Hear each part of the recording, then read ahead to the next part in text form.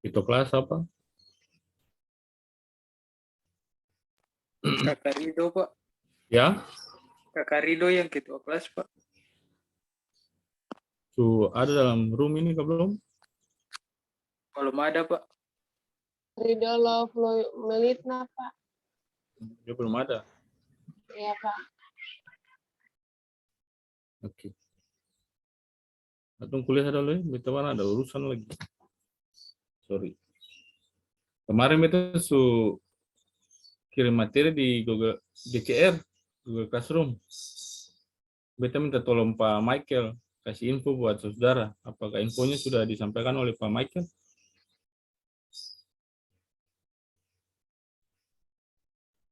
Halo? Halo, halo? Dengar suara? Ada kayaknya, Pak. Iya. Nanti tolong cek di Ada. Pak Michael. Karena beta suka minta tolong Pak Michael. Minggu kemarin kan beta connect tapi saya minta sambung. Tentu masalahnya apa ya? Katanya lampu mati kah? Padahal. Jadi beta minta tolong Pak Michael, beta hubungi. Lalu beta kasih kode GCR. Lalu di GCR-nya itu beta kasih materi kuliahnya. Lihat ke belum? Sudah, Pak. Ada materinya kasih. Ada, Pak. Ya. Oke. Itu ada beberapa materi atau mulai dari istilah ya. Ini mengenai hukum tata negara ya. Terkait dengan istilah hukum tata negara, dia memiliki relevansi dengan hukum konstitusi. Ya. Kenapa? Karena baik hukum tata negara maupun hukum konstitusi memiliki sumber hukum yang sama, yaitu konstitusi ya. Ketika kita mempelajari hukum tata negara, maka kita akan mengkaji mengenai konstitusi secara umum ya, atau undang-undang dasar. Ya. Sehingga hukum tata negara dia memiliki keterkaitan atau dia identik dengan hukum konstitusi. Karena beberapa istilah di luar negeri itu menggunakan istilah hukum konstitusi ya. Misalnya di Inggris menggunakan istilah constitutional law ya. Di Belanda juga menggunakan istilah Staatsrecht. Jerman Verfassungsrecht. Ya. Itu merupakan padanan dari istilah hukum konstitusi ya. Di Indonesia juga diterjemahkan hukum konstitusi, tapi dalam kajian pembelajaran pendekatannya yaitu hukum tata negara yang memiliki dasar yuridisnya atau dasar kajiannya itu kita bersumber dari konstitusi atau undang-undang dasar ya. Kemudian terkait dengan istilah hukum tata negara itu sendiri, istilah hukum tata negara karena dari namanya saja kita sudah bisa memberikan identifikasi ya tentang apa itu hukum tata negara. Hukum tata negara itu tata negara ya. Tata berarti mengatur ya. Berarti hukum yang mengatur mengenai organisasi negara. Hukum apa yang mengatur organisasi negara? Yaitu konstitusi atau undang-undang dasar. Ya. Jadi di dalam konstitusi dan di dalam undang-undang dasar atau undang-undang dasar kita melihat pengaturan mengenai organisasi-organisasi negara. Itu versinya Paul Solten ya. Jadi menurut Paul Solten nanti materinya di GCR ya. Siap, Pak. Ya, Pak. Jadi menurut Paul Solten, hukum tata negara itu hukum yang mengatur tentang organisasi negara. Konsep Paul Solten ini masih umum ya, masih sangat luas. Kemudian ada seorang ahli kenegaraan juga, Van der Pot, menyatakan bahwa hukum tata negara itu hukum atau aturan-aturan yang mengatur mengenai badan-badan atau organisasi negara serta kekuasaannya atau kewenangannya. Tidak sampai di situ saja. Hukum tata negara juga mengatur bagaimana hubungan di antara organisasi-organisasi negara tersebut, serta mengatur hubungan antara warga negara dengan organisasi-organisasi negara tersebut. Jadi konsep Van der Pot ini lebih luas dari yang disampaikan oleh Paul Scholten ya. Kalau Paul Scholten cuma mengatur tentang organisasi negara, maka Van der Pot menyatakan bahwa hukum tata negara itu berupa aturan yang mengatur mengenai organisasi negara, kekuasaannya atau kewenangannya, lalu bagaimana hubungan di antara organisasi-organisasi negara tersebut, serta hubungannya juga dengan warga negara.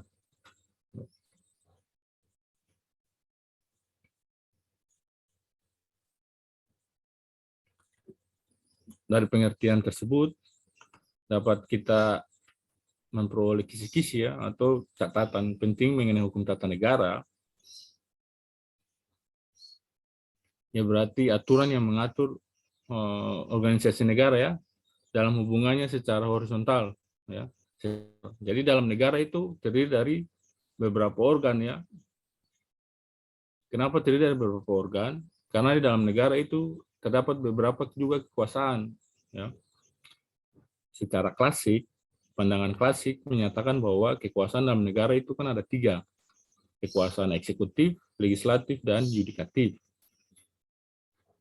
Kalau ada 3 kekuasaan, maka ada 3 organ yang melaksanakan kekuasaan tersebut. Nah, sehingga hukum tata negara adalah hukum yang mengatur mengenai organ-organ tersebut, organ-organ yang melaksanakan kekuasaan dalam negara itu. Lalu hubungan di antara organ-organ negara tersebut ya, secara horizontal. Secara horizontal berarti secara sejajar, ya, setingkat, sederajat.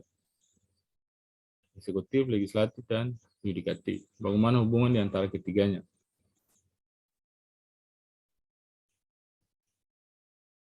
Lalu bagaimana kekuasaan yang dimiliki oleh ketiganya?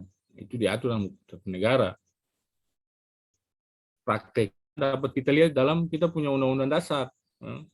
Di undang-undang dasar tuh diatur lembaga presiden atau lembaga eksekutif, siapa yang melaksanakan kekuasaan eksekutif, misalnya presiden, terus kekuasaannya apa, kemudian yang melaksanakan kekuasaan legislatif itu siapa, DPR, lalu kekuasaannya apa, yang melaksanakan kekuasaan yudikatif itu siapa, Mahkamah Agung, Mahkamah Konstitusi, kemudian kekuasaannya apa, wewenangnya apa, itu diatur dalam konstitusi.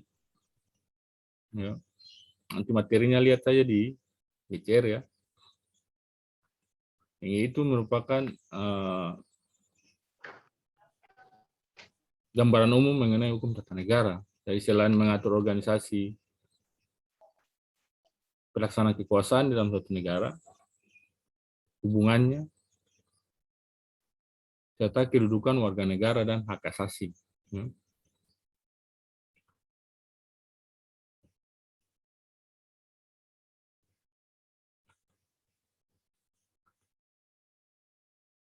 Hal ini menunjukkan bahwa hukum tata negara itu objek kajiannya, atau objek kajian dari hukum tata negara itu adalah negara. Jadi hukum tata negara mempelajari tentang negara. Negara dalam artian seperti apa? Negara dalam artian kekuasaan dan organisasi kekuasaan yang ada di dalam negara. Bisa dipahami kah?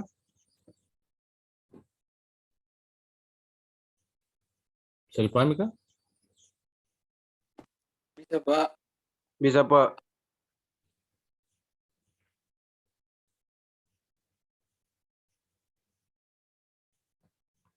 Oke.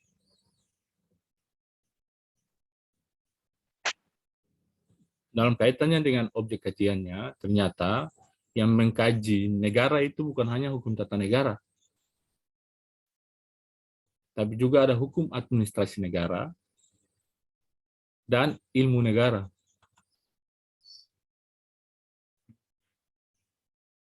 Jadi ilmu hukum lainnya yang memiliki objek kajian tentang negara itu bukan hanya hukum tata negara, tapi ada hukum administrasi negara dan ada ilmu negara. Itu tugas saudara untuk membahas, ya, mencari tahu kira-kira bagaimana hubungan antara hukum tata negara dengan hukum administrasi negara dengan ilmu negara. Bisa dipahami kah?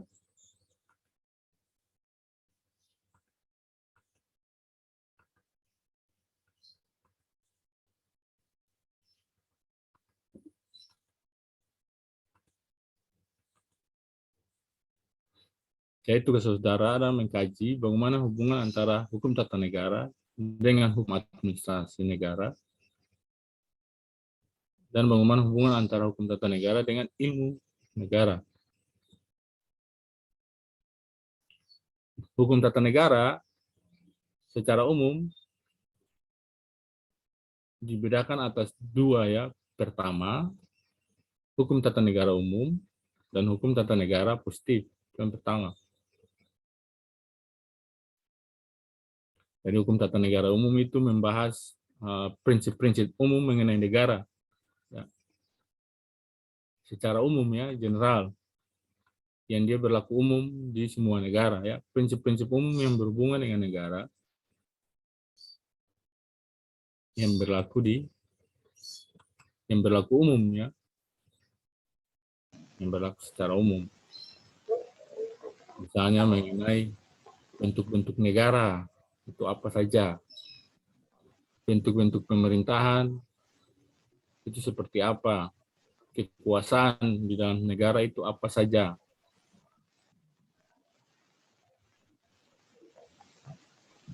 Negara umum itu dibahas oleh semua negara, ya. Kemudian hukum tata negara positif, ya. Hukum tata negara positif itu hanya membahas tentang hukum tata negara yang berlaku di negara tertentu saja. Misalnya di Indonesia saja, hukum tata negara positif. Ya. Bagaimana bentuk negara di Indonesia? Bagaimana bentuk pemerintahan di Indonesia? Di Indonesia ini ada kekuasaan apa saja?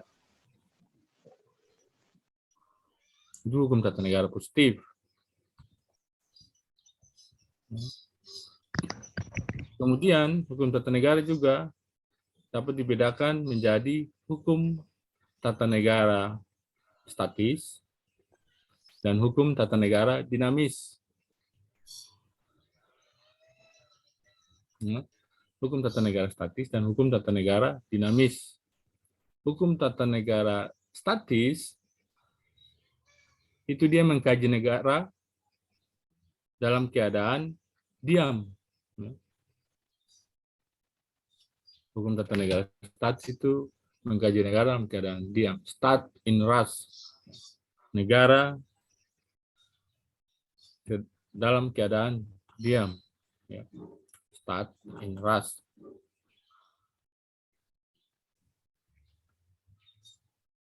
Negara dalam keadaan diam itu negara yang dalam keadaan yang seperti apa? Kalau diam itu memang lawannya kan tidak bergerak. Ya. Itu berarti hukum tata negara statis, dia hanya mengkaji konsep-konsep atau teori-teori mengenai negara saja, ya, yang dikaji konsep-konsepnya, teori-teorinya, aturan-aturannya, lalu bagaimana aturannya itu memberi kewenangan buat organ-organ yang ada dalam suatu negara. Sedangkan stat in beweging, negara dalam keadaan dinamis atau bergerak, itu merupakan kebalikan dari negara dalam keadaan diam, stat in rest, ya, yaitu mengkaji negara dalam keadaan bergerak. Dalam keadaan bergerak itu seperti apa? Yaitu ketika organ atau pejabat pemegang kekuasaan mulai melaksanakan fungsinya. mulai melaksanakan tugas dan tanggung jawabnya, maka dianalogikan pada saat itu negara sedang bergerak. Ya. Misalnya, ya, negara dalam keadaan diam. Ya. Undang-Undang Dasar dia mengatur bahwa Presiden merupakan pemegang kekuasaan pemerintahan yang tertinggi. Ini Undang-Undang Dasar. Kekuasaan Presiden salah satunya adalah mengangkat dan memberhentikan menteri. Negara dalam keadaan diam. Kenapa? Karena kita hanya mengkaji tentang kekuasaan Presiden saja. Secara teori, secara teoritis. Ya. Oh, kekuasaan Presiden salah satunya misalnya mengangkat dan memberhentikan menteri. Nanti ketika negara dalam keadaan bergerak, adalah ketika Presiden mulai ada dalam proses mencari menteri, menyeleksi menteri, mengangkat atau memberhentikan menteri. Itu negara dalam keadaan bergerak. Yaitu ketika pejabat-pejabat yang memiliki kekuasaan sudah mulai melaksanakan fungsinya. Fungsi-fungsinya itu mulai dilaksanakan, diterapkan. Itu menganalogikan bahwa negara dalam keadaan bergerak. Jadi ketika Presiden mulai cari siapa yang bisa dicalonkan menjadi seorang menteri, Presiden mulai menyeleksinya. Ya. Presiden mengangkatnya dengan SK. Kalau dalam perjalanannya ternyata kinerjanya tidak memuaskan, Presiden memberhentikan. Itu negara dalam keadaan bergerak. Tapi kalau negara dalam keadaan diam, kita cuma tahu bahwa iya, kekuasaan Presiden adalah mengangkat dan memberhentikan menteri. Negara dalam keadaan diam, karena kita cuma tahu itu, oh iya, fungsinya ini, fungsinya itu. Tapi ketika negara dalam keadaan bergerak, yaitu ketika Presiden mulai melaksanakan fungsinya. Atau contoh lain, kepala daerah merupakan pelaksana pemerintahan di daerah. Salah satu kekuasaannya itu adalah mengangkat dan memberhentikan kepala dinas. Contoh ya, bupati misalnya. Salah satu wewenangnya adalah mengangkat dan memberhentikan kepala dinas. Misalnya. Negara dalam keadaan diam. Karena cuma menjelaskan atau mengatur tentang kekuasaan dari bupati atau gubernur. Nanti ketika bupati dan gubernur melaksanakan kekuasaannya, baru negara dalam keadaan bergerak. Pembandingnya ya, contoh yang paling sederhana, tubuh manusia. Tubuh manusia dalam keadaan diam dan bergerak. Tubuh manusia dalam keadaan diam. Kita cuma tahu bahwa tubuh manusia terdiri dari kepala, mata, hidung, mulut, tangan. Mata fungsinya melihat, tangan memegang. Kan seperti itu. Tapi kalau tidak memegang, maka tangan ada dalam keadaan diam kan, tidak bergerak, tidak benar. Betul gak, Seng? Betul gak, Seng? Betul, Pak. Kita cuma tahu fungsinya saja, tapi belum difungsikan. Tahu fungsinya, tetapi tidak difungsikan. Itu berarti tubuh dalam keadaan diam. Nanti ketika tubuh mulai memegang, tangan mulai memegang sesuatu, maka tubuh ada dalam posisi bergerak. Kaki mulai melangkah, maka tubuh dalam keadaan bergerak. Begitu juga dengan negara. Presiden fungsinya apa? A, B, C, dan D. Menteri fungsinya apa? A, B, C, dan D. DPR fungsinya apa? A, B, C, dan D. Dalam keadaan diam selama belum melaksanakan fungsinya. Nanti ketika sudah melaksanakan fungsinya, maka dianalogikan negara dalam keadaan bergerak. Paham kah?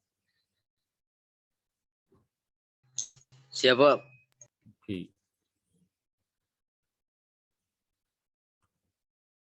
Kemudian dalam konteks hukum tata negara, dia didasari oleh beberapa asas ya, asas-asas sebagai landasan hukum tata negara.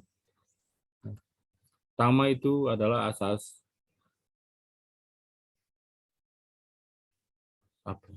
negara hukum.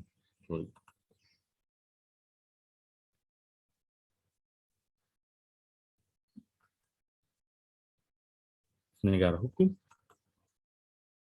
demokrasi, negara kesatuan. Ya, dalam konteks Indonesia pertama itu mungkin landasan ideologisnya ya, Pancasila ya. Pancasila, negara hukum, demokrasi, dan negara kesatuan. Jadi dalam konteks asas-asas hukum tata negara sebagai landasan berlakunya hukum tata negara di Indonesia, berpedoman pada 4 asas tersebut. Ya. Asas Pancasila, negara hukum. Sebenarnya Pancasila itu landasan ideologisnya ya. Negara hukum, demokrasi, dan negara kesatuan.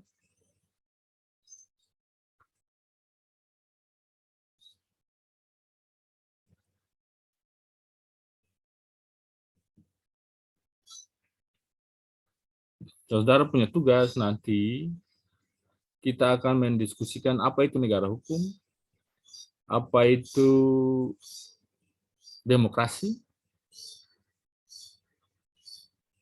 dan apa itu negara kesatuan.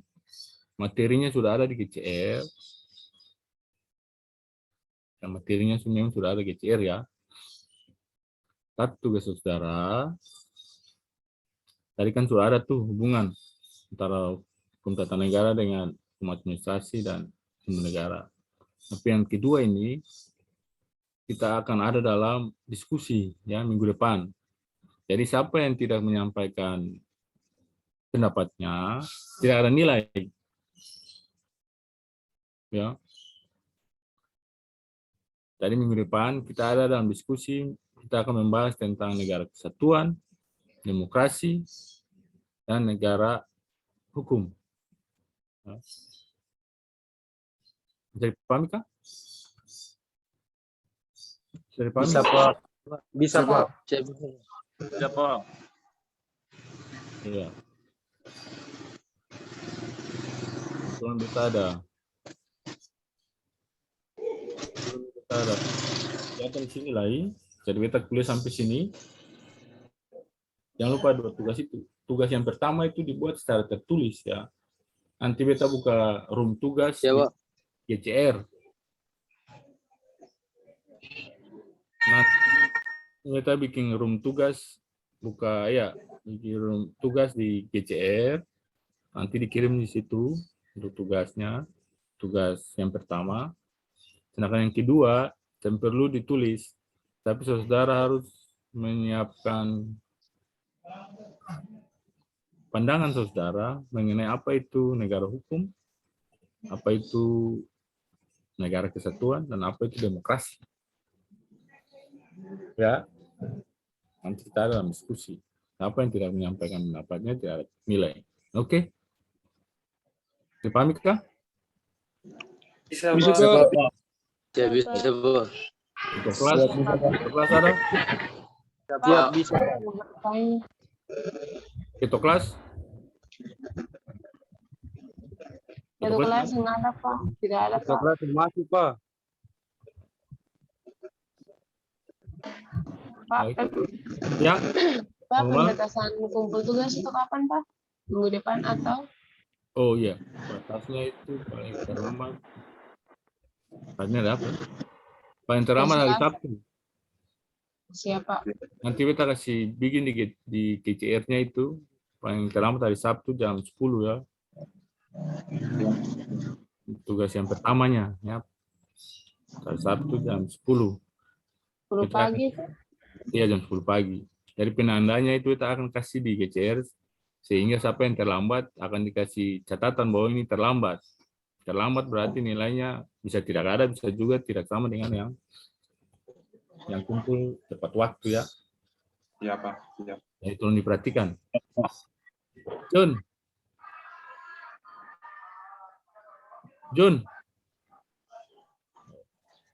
Sinyal. Ya, Pak. Siap. Siap. Ingat. Ya, Pak.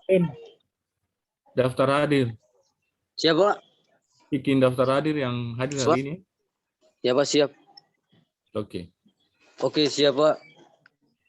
Kalau gitu, Kak, Nanti Pak, habis saya kirim ke Pak, Kak. tahan dulu. Nanti minggu depan baru kita ambil. Oke, siap, Pak. Siap. Oke, kuliah hari ini sampai sini. Atau lanjut minggu depan nih? Siapa? Siapa? Selamat pagi. Pagi, Pak. Pagi, Pak. Ya.